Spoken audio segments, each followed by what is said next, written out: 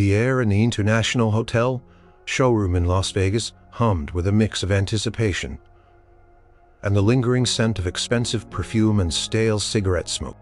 It was early 1972, and Elvis Presley was king here, reigning over his gilded stage in a blaze of rhinestones and roaring guitars.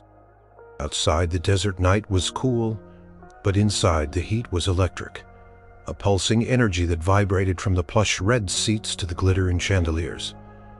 Sarah clutched her ticket, her knuckles white. She'd saved every penny from her part-time job at the diner for this, for months. This wasn't just a concert, it was a pilgrimage. She'd grown up on Elvis, his voice a constant companion from her mother's old Biom records. But tonight felt different. Her friend Maria, who sat beside her, leaned in. "You okay? You look like you're about to see a ghost." Sarah managed a weak smile. "Just nervous, I guess." Lately, the newspapers had been full of stories about Elvis, about the movies, the Vegas shows, the money, some whispered. He was losing his edge, that the raw, dangerous energy of the early days was gone, replaced by a polished, predictable act. Sarah didn't want to believe it. She wanted to see him, the real Elvis, the one who poured his soul into every note. The lights dimmed and a collective gasp rippled through the audience. The band struck up the familiar, powerful opening chords of Also Sprach Zarathustra. A single spotlight hit the stage. And then he was there, Elvis. He strode out of vision in white, his famous jumpsuit gleaming under the lights.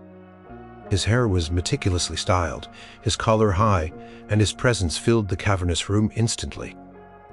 A wave of screams and applause erupted, shaking the very foundations of the building. Sarah found herself on her feet, cheering, her earlier anxieties temporarily forgotten in the sheer force of his arrival. He launched into C.C. Ryder, his voice a powerful rumble, then soared into Proud Mary, throwing his scarf into the crowd, a practiced move that still sent shivers down spines. He moved, he gyrated, he smiled that mischievous smile that melted hearts. He was magnificent, undeniably. But as the show went on, a tiny seed of doubt began to sprout in Sarah's mind. It was all so perfect, so rehearsed. The jokes were the same ones he told every night, the movements slick and well-practiced. Was it a performance, or was it truly him? She watched him searching for that flicker of vulnerability, that raw, unburdened joy she remembered from old concert films. He was giving them a show, no doubt, but was he giving them his heart? Between songs, Elvis bantered with the crowd, charming them, making them laugh, pointed out fans, signed a few autographs near the stage. The roar of adoration was deafening. He was a phenomenon, a force of nature, yet something felt just a little off, like he was behind a pane of glass, untouchable even as he reached out to shake hands. As the band transitioned into another upbeat number, Burning Love, Elvis turned his back to a section of the audience, his powerful voice filling the room. He was a master, no one could deny that. But mastery could sometimes feel like a well-oiled machine rather than a living, breathing soul. Sarah closed her eyes for a moment, wishing for something more, something deeper than just another hit song. She wanted to be reminded why she loved him in the first place, why millions still adored him. She wanted to feel the connection, the true magic that was uniquely Elvis, kind of magic that transcended the glitter of Las Vegas. The concert flowed on a vibrant tapestry of sound and movement. Elvis, a whirlwind in white, moved effortlessly from one song to the next, his voice hitting every note with precision and power. The TCB band was tight, a well-oiled machine complementing his every move. He truly was a professional, a showman of the highest caliber.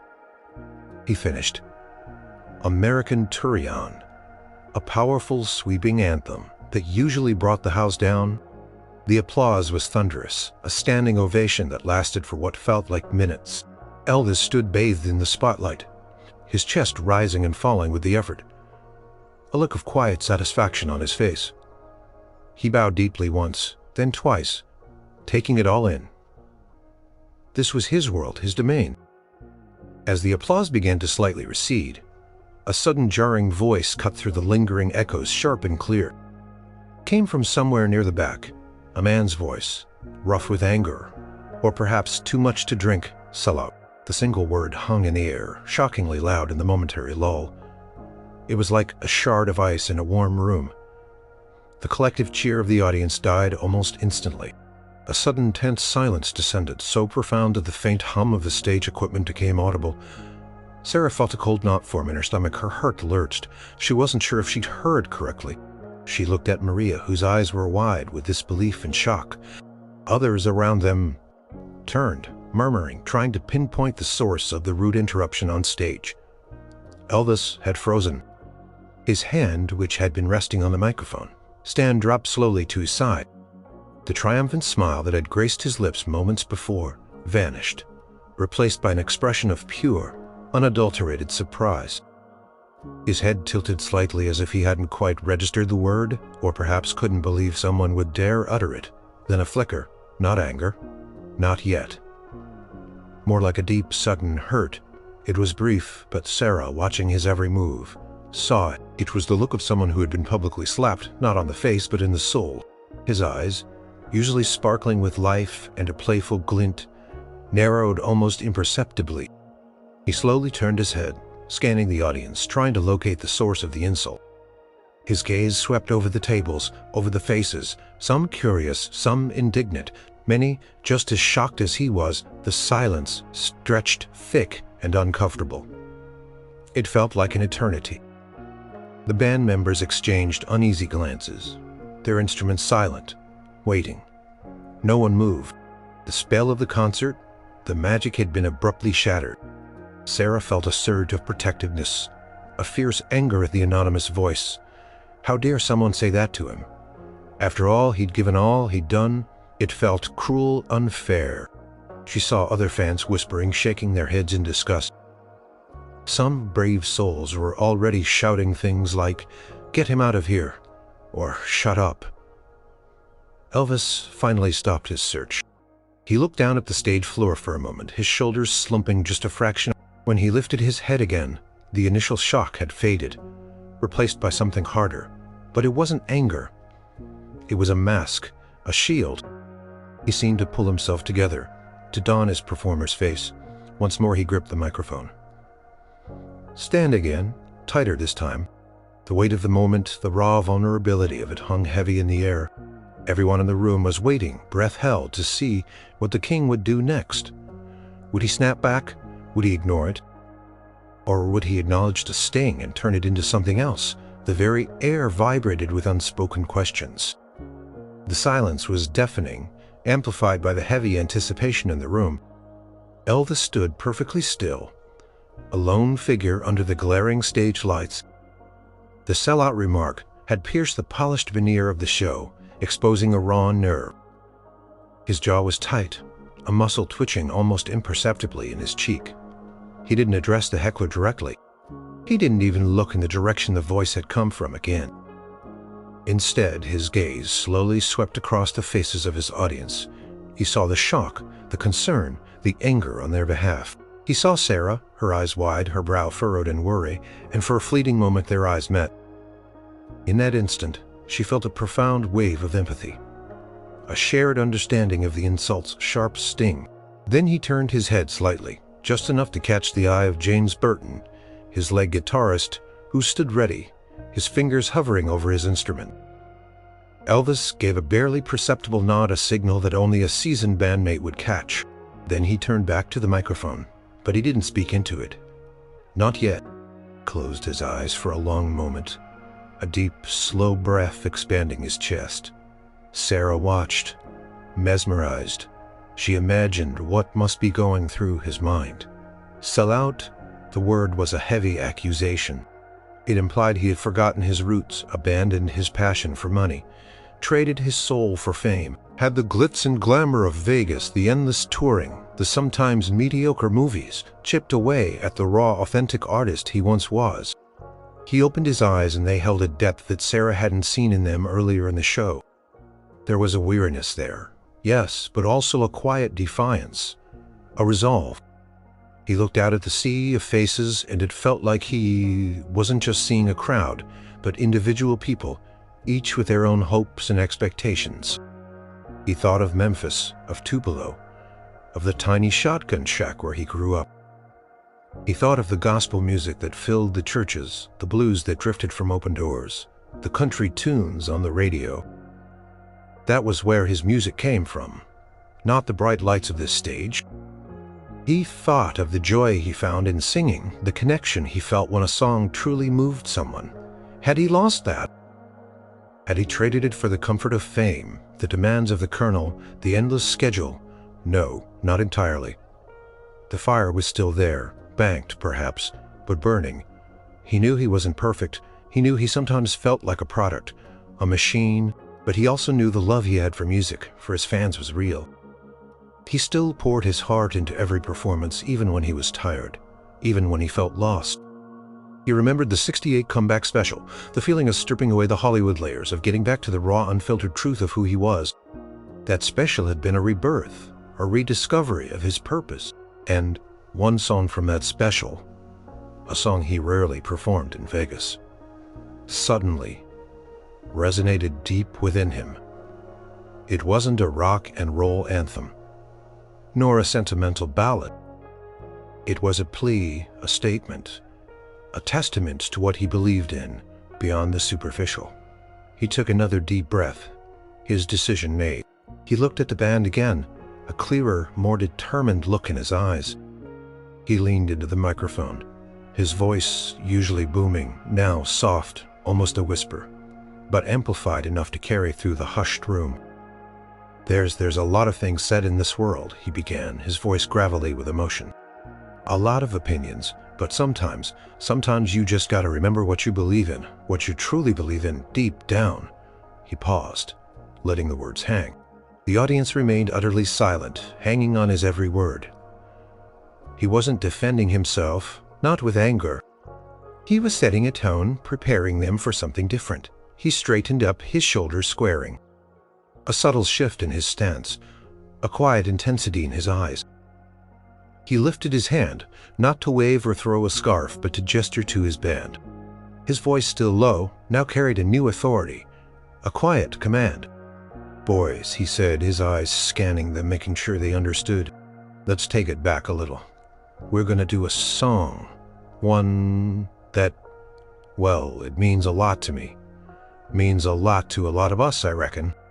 The band looked at each other, a collective shrug and a flicker of surprise on their faces.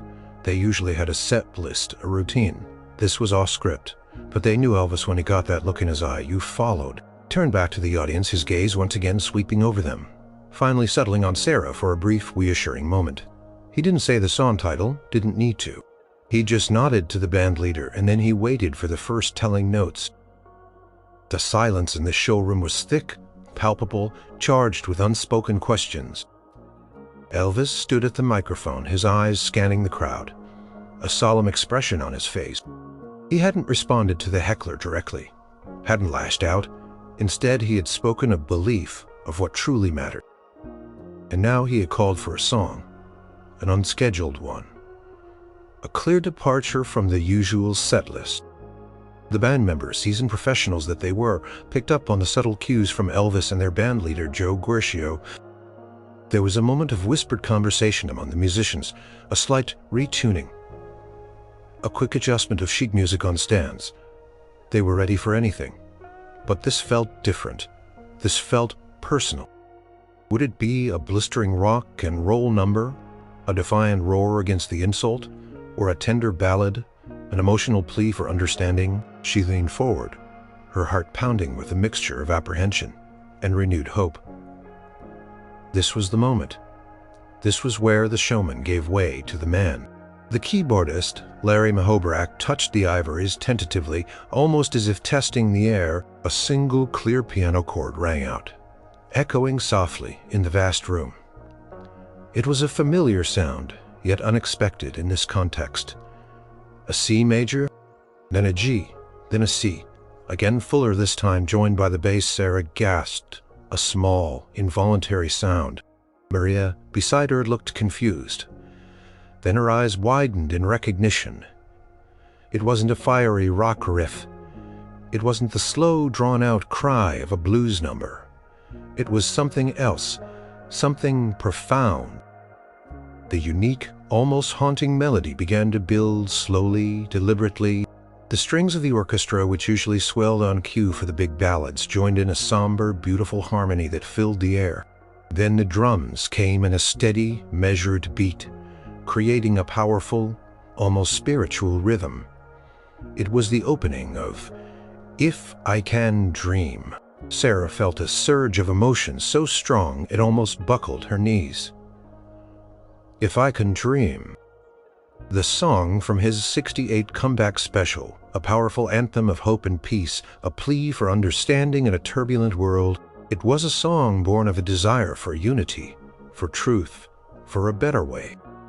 It was a song that spoke of authenticity, of longing for a world where people could truly connect, where dreams weren't just fantasies, but real possibilities. It was not a Vegas song. It was rarely, if ever, performed in his regular show.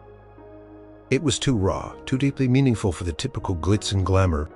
It was a song that he had sung when he was trying to prove he was still an artist, still connected to his roots, still relevant beyond the commercial machine. It was a song that directly countered the idea of selling out. It was about holding on to something precious, something more valuable than any amount of money. Elvis stepped closer to the microphone, his eyes fixed on some point in the distance, perhaps seeing beyond the walls of the showroom, beyond the neon lights of Las Vegas. His posture had changed. He wasn't performing. He was about to deliver a message. He wasn't the king of rock and roll at this moment. He was a man with a voice, a heart, and a dream. The music swelled, a solemn, majestic tide. The stage lights softened, casting him in a more intimate glow, stripping away some of the artificiality. The audience, which had been buzzing with whispers just moments before, was now completely silent, captivated by the unexpected turn of events. They recognized the song, understood its significance, and sensed the profound shift in the atmosphere. This wasn't just the next song on a set list. This was Elvis responding, not with anger or words, but with the purest form of his art. He was about to lay bare a part of himself rarely seen in this arena, a part that the sellout accusation had tried to deny.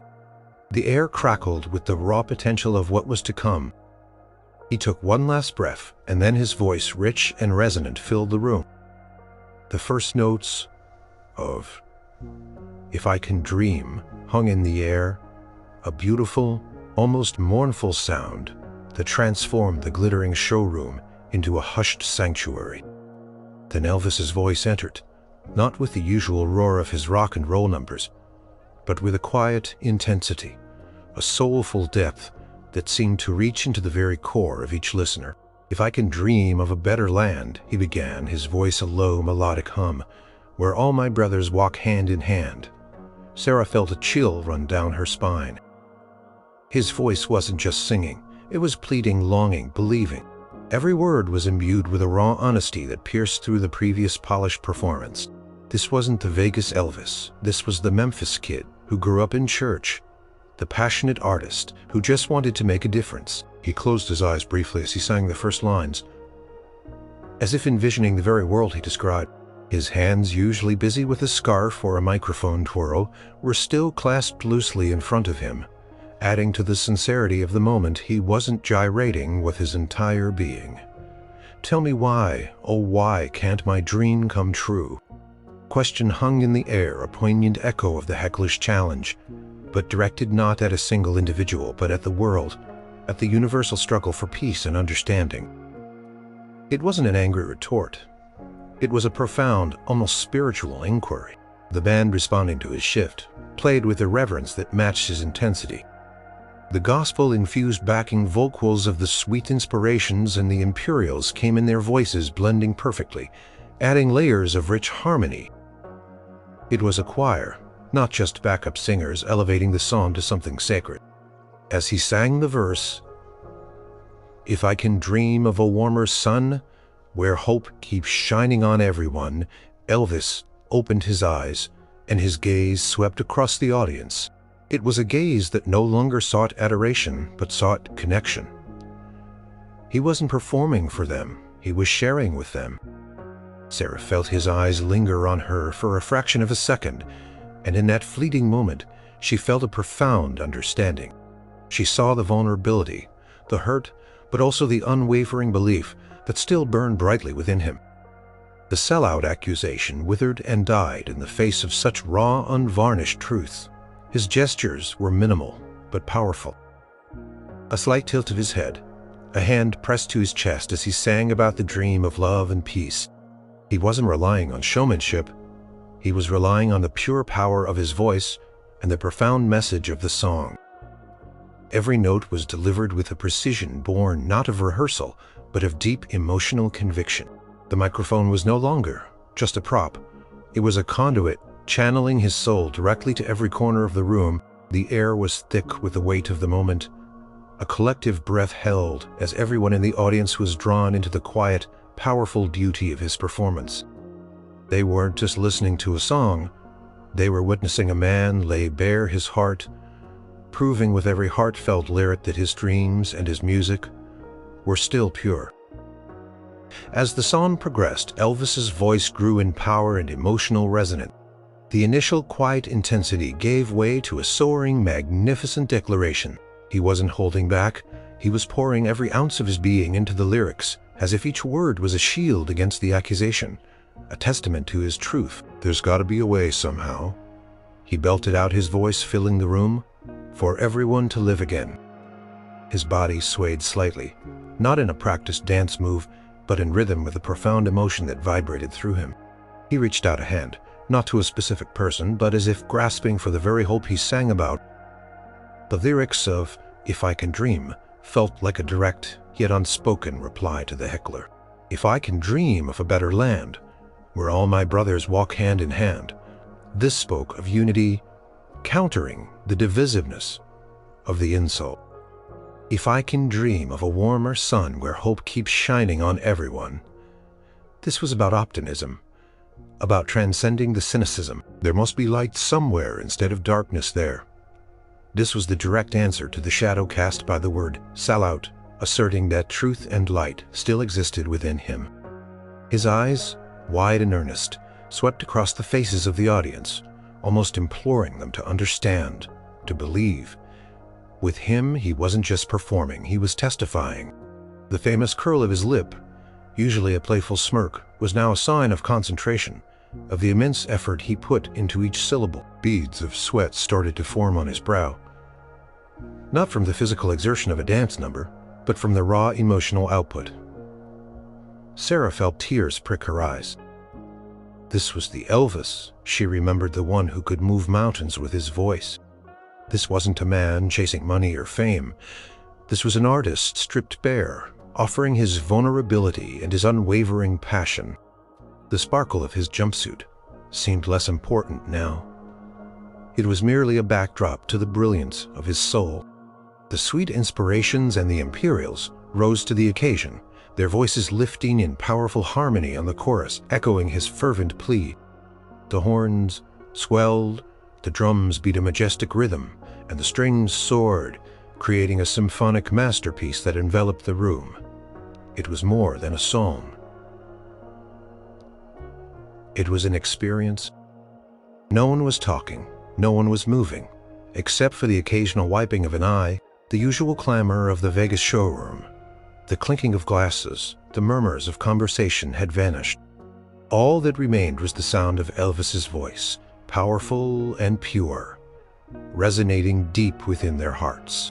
Even the man who had yelled the insult was silent, his chair facing forward, his posture rigid. He was trapped in the spell, forced to confront the very authenticity he had questioned. Elvis moved to the edge of the stage, his voice building to a powerful crescendo on the bridge. And if I can dream, Lord of a stronger faith, where we can all be free. His voice cracked slightly on the last word, not from weakness, but from the sheer force of emotion. It was a raw, human sound, a moment of profound vulnerability that cemented his connection with every person in the room. This wasn't a performance. This was a confession, a reaffirmation, a prayer. He was laying his very soul bare, proving beyond any doubt that the fire still burned fierce and true. The song reached its powerful climax.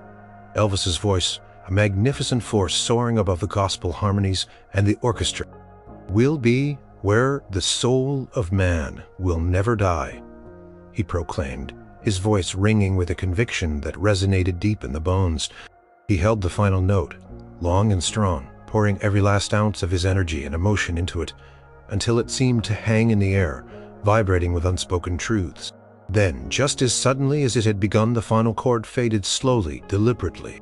The music died down, the last note of the piano, echoing softly, then disappearing into the vastness of the room. Silence? But it wasn't the tense, uncomfortable silence that had followed the heckler's shout.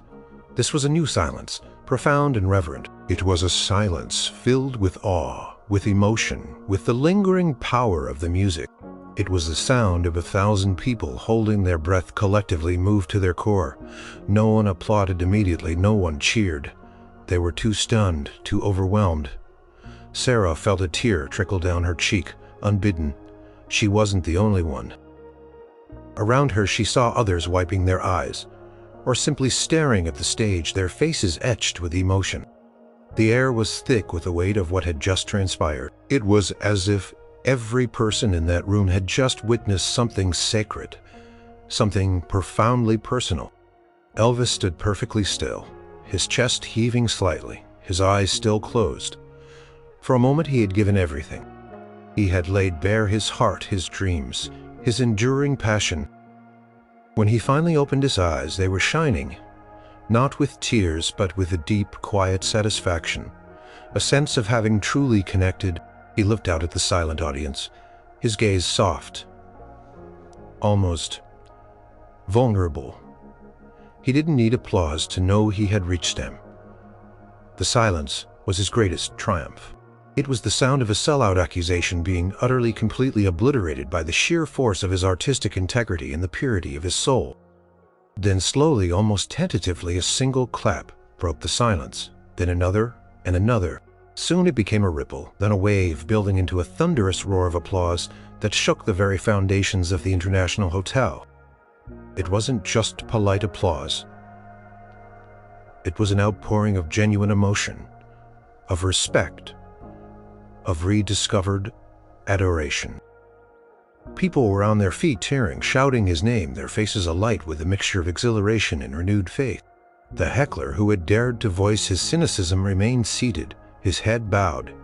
He hadn't left, hadn't even looked up. Power of the song had silenced him more effectively than any direct confrontation could have. He had been offered a profound truth, and he had no retort. Elvis looked out at the standing ovation, a small, genuine smile gracing his lips. He lifted his hand, not for a dramatic gesture, but almost shyly in acknowledgement. He didn't say anything. He didn't need to. The song had spoken for him. It had shown them not just a performer, but a man of dreams, of hope, of unwavering belief. And in that moment, in the heart of Las Vegas, the king had not just entertained. He had touched their souls. The applause continued, a sustained roar that seemed to go on forever. It was a different kind of applause than before, richer, deeper, filled with a renewed sense of connection and profound respect. People weren't just clapping, they were cheering with their whole hearts, celebrating not just a performance, but a moment of raw, authentic artistry. Elvis stood there, taking it all in. His smile was soft, genuine, a stark contrast to the practiced grins from earlier in the show. He bowed deeply, his hand over his heart, acknowledging the outpouring of emotion. He looked tired, yes, but it was a good kind of tired. The exhaustion that comes from pouring your very soul into something. Sarah, still on her feet, felt a profound sense of relief and joy. The cloud of doubt she'd carried into the showroom had completely dissipated. This was her Elvis, the one who moved you, who made you feel. The Sellout label seemed utterly ridiculous, now a cruel joke that had been dispelled by the sheer power of his spirit. She clapped until her hands stung, her throat raw from cheering. Finally, Elvis straightened up. He took a sip of water from a glass on a nearby stool, and then, without a word, he nodded to his band. The next song was a classic, an upbeat rock and roll number. But even as the familiar chords filled the air, the atmosphere in the room remained charged with the afterglow of If I Can Dream. The show had resumed, but it had fundamentally changed. The audience was no longer just entertained. They had been profoundly touched. For the rest of the concert, every song felt different. Elvis's movements seemed more fluid, his interactions with the audience more present. He wasn't just going through the motions, he was truly there, connecting, sharing. The vulnerability he had shown during If I Can Dream had broken down a barrier, and the rest of the show benefited from it. When the final song ended and he took his last bow, the ovation was deafening. He threw out a dozen scarves, each one snatched up by eagerly reaching hands. Sarah didn't manage to catch one, but she didn't care. She had something far more valuable, a renewed faith in the artist she adored. As the house lights slowly came up, people began to filter out of the showroom, a buzz of excited chatter filling the air. But it wasn't just about the spectacle of the show, it was about that moment. Sarah overheard snippets of conversation. "Did you hear him on If I Can Dream? I've never heard him sing like that. He really showed 'em, didn't he?" The heckler's table was empty. He had clearly left, perhaps shamed, perhaps simply overwhelmed. His insults had intended to diminish Elvis, but instead it had pushed him to deliver one of the most powerful, heartfelt performances. Walking out into the cool Vegas night, Sarah felt a lightness in her step. The neon signs seemed to shine brighter. The air felt cleaner. She looked up at the stars, feeling small but connected. Music, she realized, had a power far beyond entertainment. It could heal, it could challenge, and it could reveal the deepest truths of a person's soul. And tonight, Elvis Presley had done just that.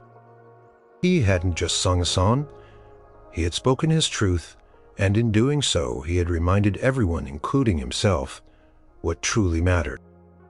Backstage, the usual post-show chaos was simmering with a different kind of energy. The air was still electric, but the tension had been replaced by a quiet awe. Musicians put away their instruments. Roadies started packing equipment, but everyone moved with a subdued reverence, their faces reflecting the profound experience they had just shared. Elvis walked off stage, his white jumpsuit slightly damp with sweat, his hair a little disheveled. He didn't stop for the usual stream of well-wishers or autograph seekers. He barely acknowledged the staff. He just kept walking straight to his dressing room, a private sanctuary amidst the bustling backstage. Charlie Hodge, his longtime friend and assistant, was waiting for him, a fresh towel and a glass of ice water ready. Elvis took the towel, wiping his face, then drained the water in one gulp, collapsed onto a plush couch, letting out a long, weary sigh. "You okay, boss?" Charlie asked, his voice soft with concern. Elvis nodded slowly, eyes closed for a moment. "Yeah, Charlie, just tired." He opened his eyes and they held a distant, reflective look. "That fella, he really got to me, didn't he?" Charlie frowned. He was out of line, Elvis, completely. Or maybe he just reminded me of what I really do this for. Pushed himself up, leaning forward, resting his elbows on his knees. Sometimes, with all the shows, the schedule, the numbers, you forget why you started. He looked at Charlie, a rare vulnerability in his eyes. That word, sellout, it stings, you know, because part of you worries. If it's true, if you've lost something important along the way. Charlie just listened, knowing this was more than a complaint. It was a confession. Then, Elvis continued, a faint smile playing on his lips, then you get on stage and you open your mouth. And you just let it out, and you remember the feeling, that connection.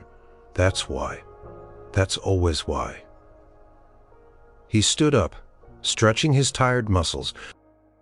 If I Can Dream. Haven't sung that one in a while in a show. Not like that anyway. His voice held a note of quiet pride, not arrogance. Felt good, really good. Colonel Parker, his manager, bustled into the dressing room, then his cigar already lit, filling the air with its pungent aroma.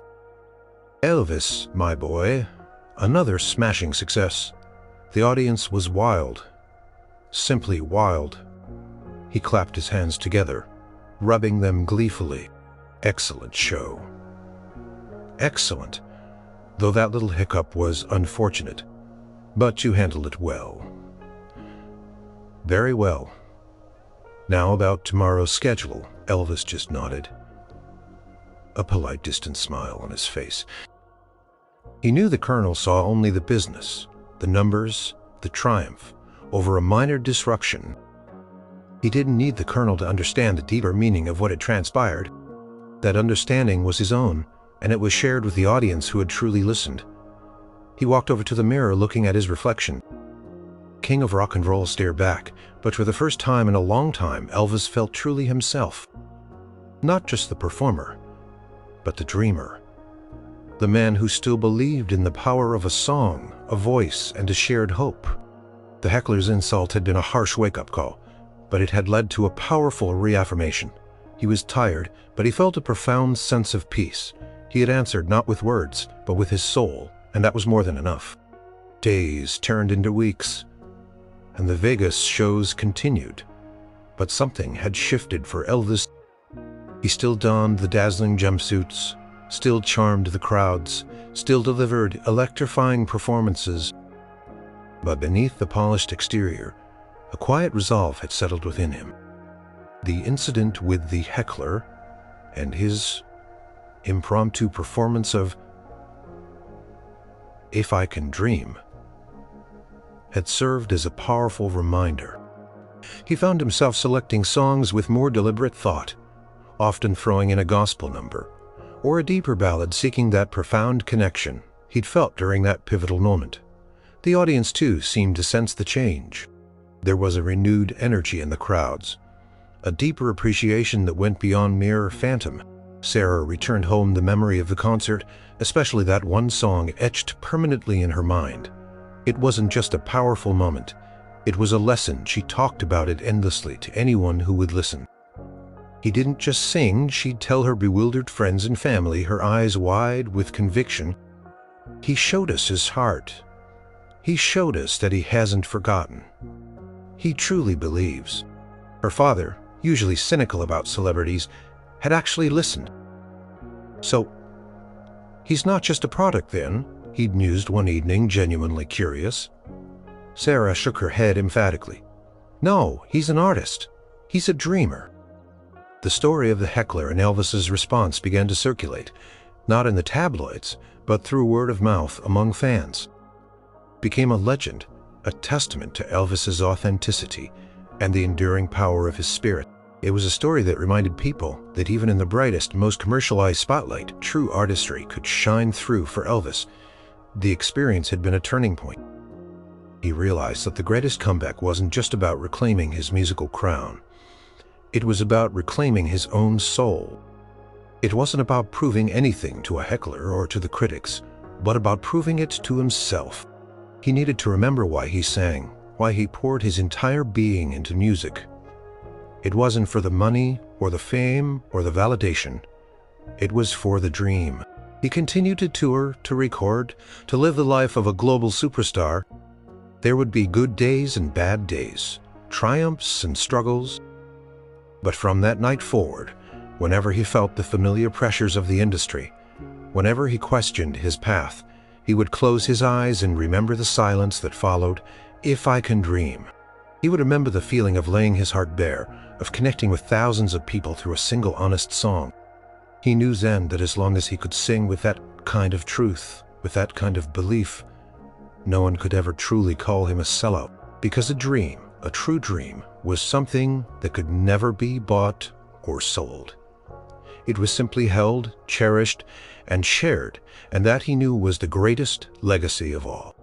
The king of rock and roll was still a dreamer, and his voice more than ever carried the echo of that beautiful, unwavering dream.